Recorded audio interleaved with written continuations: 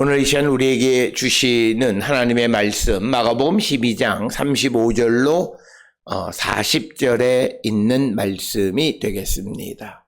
마가복음 12장 35절로부터 40절에 있는 말씀 이제 한 목소리로 합독하시겠습니다. 예수께서 성전에서 가르치실새 대답하여 이르시되 어찌하여 서기관들이 그리스도를 다윗의 자손이라 하느냐. 다윗이 성령에 감동되어 친히 말하되 주께서 내 주께 이르되 내가 내 원수를 내 발 아래 둘 때까지 내 우편에 앉아 있으라 하셨도다 하였느니라. 다윗이 그리스도를 주라 하였은즉 어찌 그의 자손이 되겠느냐 하시니 많은 사람들이 즐겁게 듣더라. 예수께서 가르치실 때에 이르시되 긴 옷을 입고 다니는 것과 시장에서 문안받는 것과 회당의 높은 자리와 잔치의 윗자리를 원하는 서기관들을 삼가라. 그들은 과부의 가산을 삼키며 외식으로 길게 기도하는 자니 그 받는 판결이 더욱 중하리라 하시니라. 아멘. 오늘 우리가 함께 읽은 마가복음 12장 35절로부터 40절에 있는 말씀은 이제 35절로부터 37절까지는 그리스도가 다윗의 자손이 아니다라고 하는 것을 말씀하시는 것과 그리고 38절로부터 40절에서는 소위 외식하는 서기관들에 대한 경고의 말씀이 오늘 주시는 본문의 말씀이 되겠습니다. 특별히 오늘 주시는 본문에서 등장하는 서기관들이라고 하는 자들은 지난 시간에도 말씀을 드렸지만 이 서기관들은 다르게 번역하면 율법학자다 이렇게 번역할 수도 있습니다. 그래서 이들은 말씀에 대해서 매우 잘 알고 있는 말씀이고 그래서 앞에서도 보았듯이 예수님께서 말씀하시는 그 구약 성경의 말씀이 정말 얼마나 권위 있는 것이고 정통한 것인가를 알기 위해서 이제 그 계명의 가장 큰 것이 무엇이냐, 중심이 무엇이냐라고 하는 질문을 지난 시간에 했고 오늘 주시는 그 서기관들에 대한 예수님의 이제 역질문과 그리고 그들에 대한 경고의 말씀입니다. 특별히 유대 사회에서는 이 서기관들, 즉 율법학자들은 여러 가지 율법에 정통한 자들이고 그리고 어떤 사안이 있을 때 그것을 해석해주고 하는 그런 것 때문에 사람들로부터 많은 존경을 받았던 자들임에 틀림이 없습니다. 그렇기 때문에 오늘 우리가 읽은 말씀 38절, 39절에 보게 되면 이들은 긴 옷을 입고 다니고 시장에서 문안받는 것, 그리고 회당의 높은 자리, 잔치의 윗자리를 원하는 서기관. 그래서 이들은 회당의 높은 자리나 잔치의 윗자리, 그리고 시장에서 사람들로부터 문안을 받을 만큼 존경받는 그런 사람들이고 그것을 즐겼던 사람들이었다라고 하는 겁니다. 그런데 예수님께서는 근본적으로 이 서기관들이 알고 있는 말씀이 잘못된 것이다 라고 하는 것을 지적하십니다. 그것이 오늘 주시는 35절로부터 37절의 말씀이 되겠습니다. 특별히 예수님께서는 36절에서 이제 시편에 있는 말씀을 인용하시면서 이제 질문하시는 것이 오늘 주시는 것인데 시편 110편 1절에 여호와께서 내 주에게 말씀하시기를 내가 내 원수들로 내 발판이 되게 하기까지 너는 내 오른쪽에 앉아 있으라 하셨도다 이렇게 말씀을 하십니다. 그래서 오늘 주시는 이 본문을 통해서 예수님께서는 시편 110편에서 다윗이 내 주께 이르시되 내가 너의 원수를 내 발 아래에 둘 때까지 나의 우편에 앉아 있으라 하셨도다. 그래서 다윗이 여기서 말하는 주를 예수님으로 본 겁니다. 그래서 다윗이 예수님을 주라고 했는데 어떻게 예수님께서 다윗의 후손이 될 수 있겠느냐, 이 질문을 하시면서 궁극적으로 예수님께서는 앞전에 이 서기관 율법학자들이 예수님이 말씀하시는 그 말씀의 정통성을 확인하기 위해서 질문한 것에 대한 반격이라 이렇게 볼 수 있고, 그것을 통해서 그 서기관 그리고 율법학자들의 그 인용이 꼭 맞는 것은 아니다라고 하는 것, 그들의 잘못된 오류를 지적하는 겁니다. 특별히 오늘 주시는 그 오류를 지적하는 것 가운데에서 예수님은 당신의 존재에 대한 겁니다. 내가 메시아다라는 거죠. 메시아고 하나님의 아들이기 때문에 나는 다윗의 아들이 될 수가 없다라고 하는 것을 분명하게 말씀합니다. 그러나 유대인들은 다윗의 가문에서 이제 이 민족을 위한 메시아가 나올 것이다, 이렇게 믿고 있었습니다. 그런데 예수님은 오늘 주시는 이 본문의 말씀에서 예수님이 다윗의 그 가문이 다윗의 후손이 될 수가 없다, 이렇게 말씀하십니다. 물론 이 말씀은 우리가 관점에 따라서는 여러 가지로 설명할 수 있습니다. 예수님께서 다윗의 가문인 것은 맞아요. 왜냐하면 그것은 혈연적인 관점에서 보면 그렇습니다. 그래서 요셉과 마리아, 특히 요셉의 가문을 따라서 출생했기 때문에 다윗의 가문에 속하는 자임에 틀림이 없습니다. 그렇지만 이제 예수께서 이 땅에 오시는 그 메시아로서 이제 예수님이 하시는 일은 그 혈연적 관계를 넘어서는 일이다. 그래서 메시아의 혈연적 관계성을 단절하는 겁니다. 이것은 매우 중요한 겁니다. 흔히 어떤 이들은 우리가 왜 서양신을 믿느냐, 이렇게 말하는 사람들이 있어요. 그것은 성경을 제대로 알지 못하기 때문이고, 오늘 주시는 이 본문의 말씀에서 예수님께서 단지 유대인들만을 위한 메시아가 되는 것을 거절하시고, 이제 예수님은 온 세상을 구원하는 메시아이시다라고 하는 것을 강조하는 것이 첫 번째가 다윗의 자손이라고 하는 것을 부정하시는 겁니다. 그래서 이 부정의 목적은 메시아의 본질에 관한 겁니다.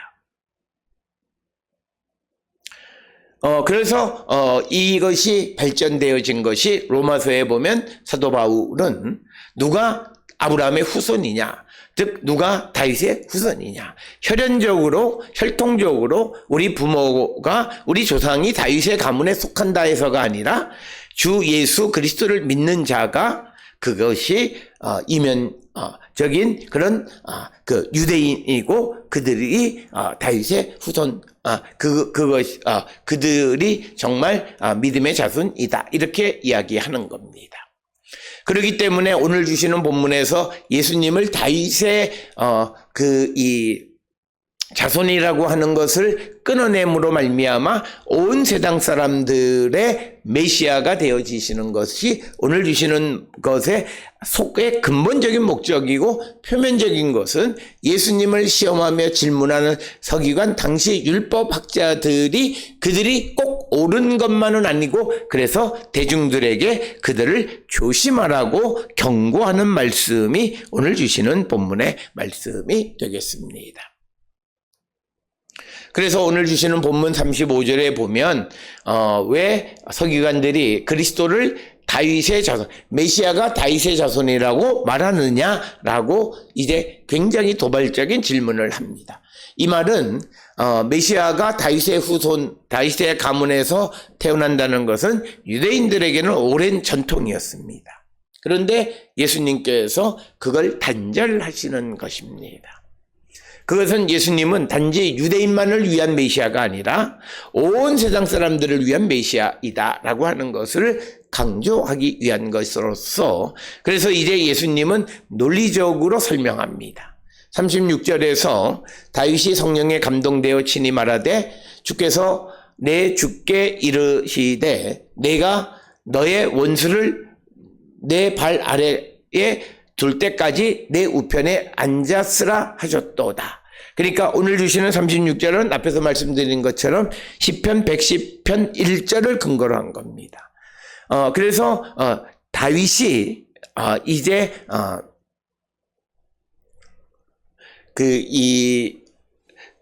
말하기를 주께서 내 주께 이르시되, 그러니까 주님이 내 주께 이르시되 내가 너의 원수를 내 발등상 아래 있게 할 것이다, 이렇게 이야기합니다. 그래서 오늘 주시는 것에서 다윗이 예수님에게 주라고 말했다는 거죠. 그러면 어떻게 예수님이 다윗의 자손이 될 수 있겠느냐라고 하는 겁니다. 그래서 이것은 관점의 차이인 거죠. 지금까지는 혈연적 관점에서 다윗의 가문에서 메시아가 나온다라고 하는 전통적인 유대인들의 생각에 대해서 예수님께서는 메시아는 혈연에 묶여있는 사람이 아니다라고 하는 것을 강조하는 말씀이 되겠고, 예수 그리스도가 이 땅에 오신 것은 유대인뿐만 아니라 온 세상 사람을 구원하기 위해서 오셨다는 겁니다. 그걸 강조하기 위한 것이고, 그러면서 그걸 강조하기 위해서 말씀을 통해서 서기관들을 반박하시는 것이 되겠습니다. 오늘 주시는 본문을 통해서 우리가 살고 있는 이 교회라고 하는 것도 마치 어떤 사람들이 모인 집단입니다. 그래서 대형 교회들에 보게 되면 그 안에 출신 때문에 혈연적 관계 속에서 연을 갖고 살아가는 사람들이 너무나 많습니다. 그래서 그런 혈연적 관계를 벗어나지 못하면 그건 성경에서 말하는 좋은 믿음의 공동체는 아닙니다. 우리가 혈연적 관계 속에서 우리가 한 교회에 모일 수는 있어요. 그러나 그들이 그 안에서 일을 할 때에 그 혈연적 관계를 넘어서는 자가 되고, 혈연적 관계는 아무런 역할을 하지 못해야 된다라고 하는 거예요. 이런 관계에서 우리가 교회나 이런 데에서 어떤 가문을 통해서 계승하고 아버지가 아들에게 물려주고 이런 혈연이 중심이 되어지는 것은 성경을 근본적으로 위반하는 것이고, 그런 교회의 특성이 있습니다. 그런 교회들은 예수께서 세상을 구원하기 위한 메시아로 오셨는데 그 메시아성이 없는 교회, 세상을 구원하지 못하는 교회라는, 오히려 그런 교회들은 다 손가락질을 받는, 그러니까 세상을 구원하지 못하는 교회입니다. 그래서 오늘 주시는 세상을 구원하시는 예수 그리스도, 메시아이신 예수 그리스도는 혈연적 관계에 묶여있는 자가 아니라 믿음의 관계이다라고 하는 거예요. 성령의 관계이다라고 하는 겁니다. 그래서 오늘 주시는 본문에서 이 서기관들이 가르치는 그리스도를 다윗의 자손이라고 하는 말이 틀렸다라고 역할적인 면에서 강조하시는 것이 오늘 주시는 본문의 말씀이고, 그래서 이 서기관들이 가르치는 것들에 대해서 예수께서는 끊어내는, 그래서 이 서기관들이 주로 가르치시는 것은 구약에 관한 것을 가르치십니다. 그래서 이제 예수님께서는 사람들에게 이 서기관들, 율법학자들이 가르치는 것으로부터 그들을 단절시킬 필요가 있습니다. 왜냐하면 예수께서 복음의 말씀을 새로 전하셨기 때문이에요. 그렇기 때문에 이 복음을 전하기 위해서는 서기관들이나 율법 교사들이 가르치는 내용이 잘못됐음을 지적하는 것이고, 그것이 예수 그리스도께서 다윗의 자손이 아니라고 하는 사실을 성경을 통해서 입증하면서 서기관들의 잘못을 지적하고, 그 서기관들의 잘못을 지적함으로 그들이 가르치는 것에 대해서 사람들의 신뢰를 떨어뜨리는 이야기가 오늘 주시는 본문의 이야기가 되겠습니다. 그러면서 예수님이 하시고 싶었던 이야기는 38절입니다. 38절 이하에서 말씀하시는 이야기는 뭐냐면, 결국은 이 서기관들은 어떤 사람이냐, 38절에 서기관들에 대한 당시의 인식을 설명하고 있는데, 38절에 보면 긴 옷을 입고 다니고 시장에서 문안받는 것, 그리고 회당의 높은 자리, 잔치의 윗자리를 원하는 자들이 서기관이라는 거죠.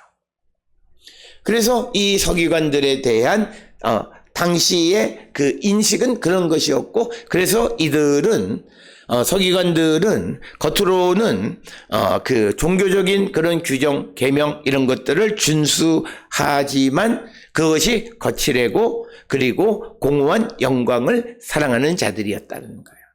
그런 서기관들의 교만함을 경고하는 것이 오늘 주시는 38절, 39절의 말씀입니다.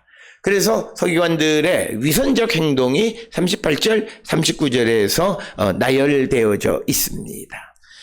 그래서 오늘 주시는 본문의 말씀에서 긴 옷을 입는 이유는 다른 사람과의 접촉을 피할, 내가 다른 사람보다 우월하다라고 하는 차별의 상징이 긴 옷을 입고 가는 거예요. 그래서 다른 사람과 접촉하지 않으려고 하는 거예요.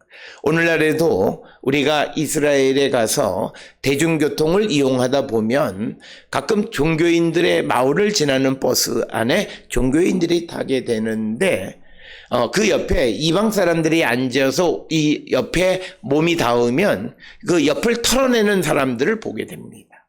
그런 전통이에요. 그러니까 긴 옷을 입었다라고 하는 것은 내가 너로부터 다른 사람으로부터 오염되지 않는다. 그러니까 어떻게 보면 어떤 정결, 구별 이게 좋지만 이 말은 나 아닌 다른 사람을 차별하는 거죠.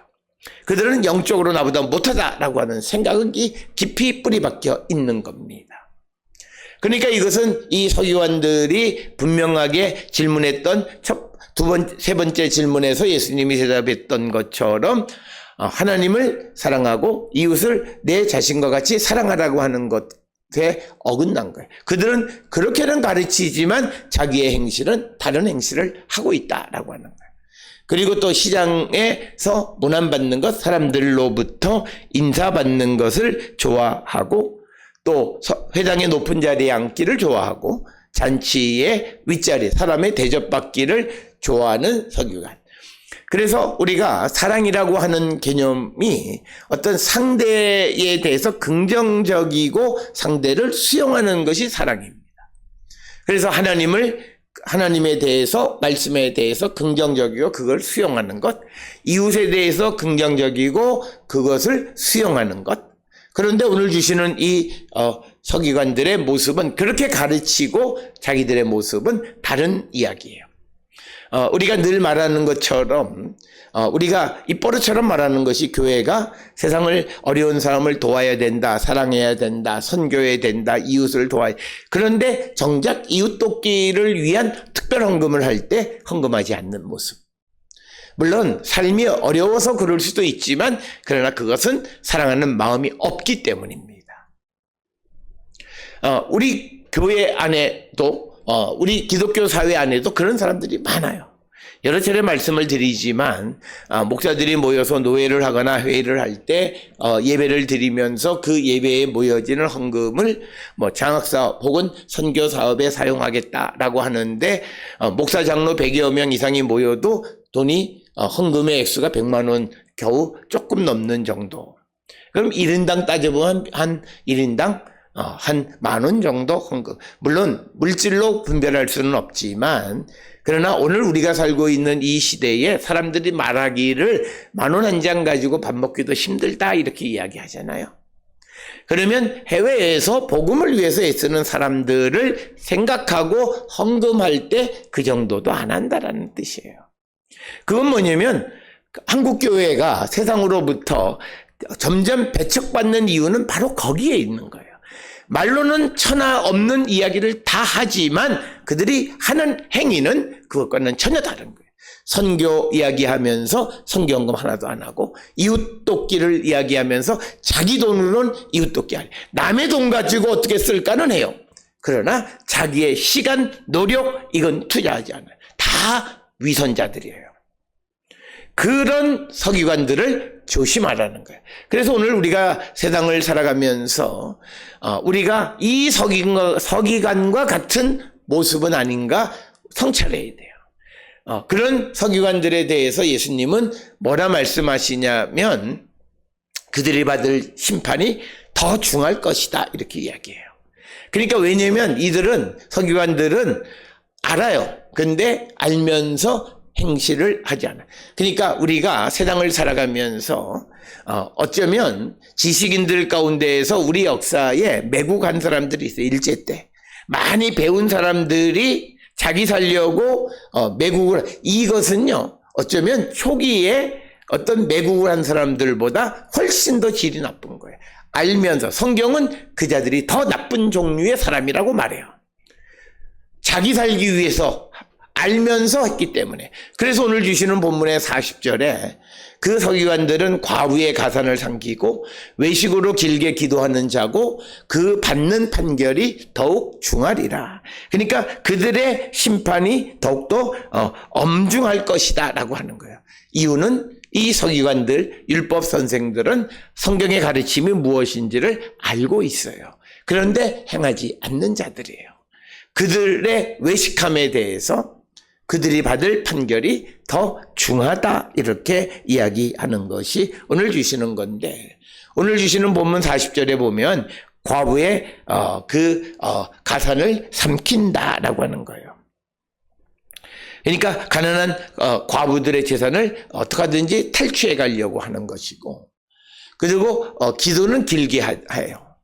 그리고 내용은 그래요. 그러나 그들의 삶에는 실천적인 것이 없다라고 하는 거예요. 그런 자들은 더욱더 엄한 심판을 받게 될 것이다. 그런 서기관들을 조심하라. 그러니까 결국은 서기관들이 오늘 주시는 이 본문을 통해서 예수님이 하시고자 하는 것은 서기관들이 왜 이렇게 가르치는 것과 행동에 위선이 발생하느냐라고 하는 것은 앞에서 예수님이 35절로 37절에서 설명한 것처럼 서기관들이 말씀의 본질을 제대로 알지 못했다는 거예요.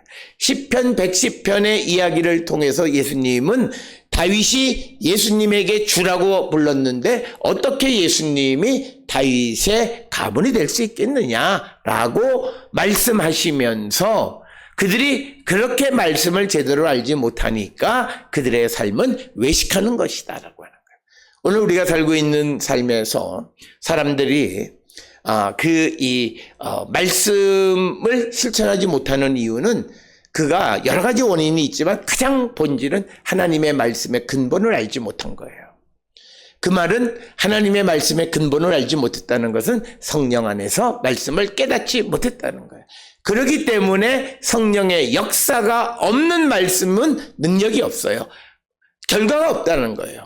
성령은 특징이 있어요. 프로덕티브예요. 성령의 역사는 결과로 나타나는 거예요.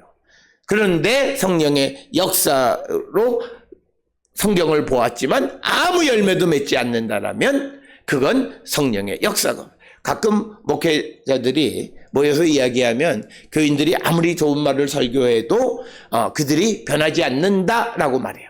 거기엔 원인이 교인들에게 문제가 있는 게 아니라 전하는 목사가 성령 안에서 말씀의 깊이를 알지 못하고 표피적인 이야기만 던지는 거예요. 그렇기 때문에 열매가 맺지 않습니다. 정말 성령 안에서 말씀의 깊이를 깨닫고 전달하면 말씀 전하는 방식이 좀 서투르다 할지라도 변화가 나타나요.